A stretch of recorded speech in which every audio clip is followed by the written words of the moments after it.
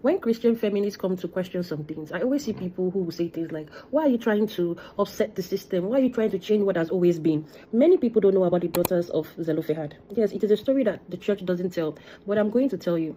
Now, during the Exodus, when the Israelites, the people of Israel, were kind of like moving to the promised land, they had a meeting. The men, the tribes, they had a meeting and they were going to share some of the lands. Now, in fact, not only were they discussing to share, in fact, they had already shared it and they were right to share it the way they did. Moses was even the one leading. And you know, Moses at the time, he was like the person leading the whole people of Israel. So in today's world, Moses would be like a very, prominent, maybe pastor figure. The height at which Moses was placed in the Bible, he was the person that was leading the people of Israel. He was hearing directly from God and all of those things. So everybody respected what Moses had to say. If Moses said A is A, A is A, and everybody would rest. So Moses and the rest, they had given the command, they had shared this whole thing. But what happened? The Bible records that 5 girls came to the tent. 5 girls, from where to where?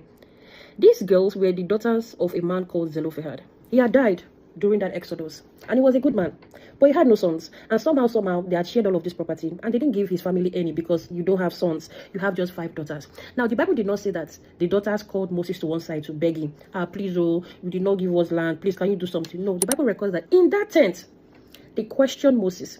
This was a man that was revered, but they questioned him. They said, Moses, why didn't you give us any land? Our father had no sons, he was a good man, he was not among those who rebelled. Give us land. Moses, a real man of God, what did Moses do? He was not angry. You see, if it was in today's world, some people say, how dare you question me? Do you know the mantle on my head? Do you know the authority that I wield? Moses did not argue. Moses actually heard what they said. In public. Okay? In public, these girls came to shine their eyes on Moses. And Moses heard. What did the Bible record? Moses did not just hear what they said. Moses, remember, he had already shared all of this land. But what did Moses do? Moses went to ask God. Yes, the Bible records that he left those girls and went to go and ask God, God, these girls came to come and say we should give them land. But we have shared it in the normal, Israelite law, the normal Torah. We have shared it. But these 5 girls came to petition me. What should I do? The Bible says that God told Moses that the daughters of Zelophehad were right. Yes, it's in the Bible.